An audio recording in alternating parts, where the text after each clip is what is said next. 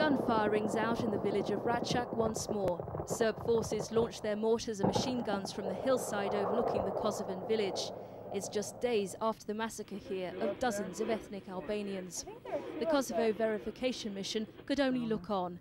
They're in the breakaway province to monitor the fragile US-brokered ceasefire between Serb government forces and rebels. The deal was agreed to by Serbs in October under threat of NATO airstrikes, but it now appears to have crumbled. The Serbs continue to defy international calls to stop their assault against ethnic Albanians.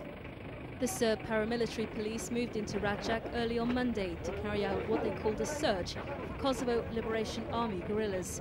They came heavily armed. Fighting had broken out in Racak on Sunday when Serb forensic experts tried to enter the village with a police escort, despite the warnings of monitors. The discovery of the mutilated bodies of 45 ethnic Albanians in a gully outside the village has raised tensions in the region. While Serb forces claim the killings followed a firefight with rebels, villagers say the men, women and a child were murdered in cold blood. NATO has led international condemnation, but on Monday Serb forces moved an anti-aircraft gun into position and fired on Racak. A verification officer said the Serbs seemed determined to attack and destroy ethnic Albanian villages. They're lobbing shells down here right now.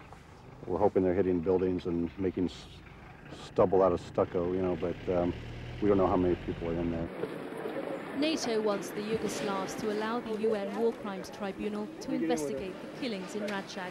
But on Monday, the Serbs further defied the international community by refusing to allow Chief UN War Crimes prosecutor Louise Arbour to enter the country.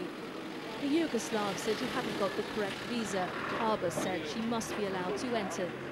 It is therefore not clear who's responsible for that, but it's very clear who is preventing us from ascertaining the truth. Politically, there's a stalemate between the two sides in the crisis. The prospect of a full-scale resumption to fighting seems greater than ever.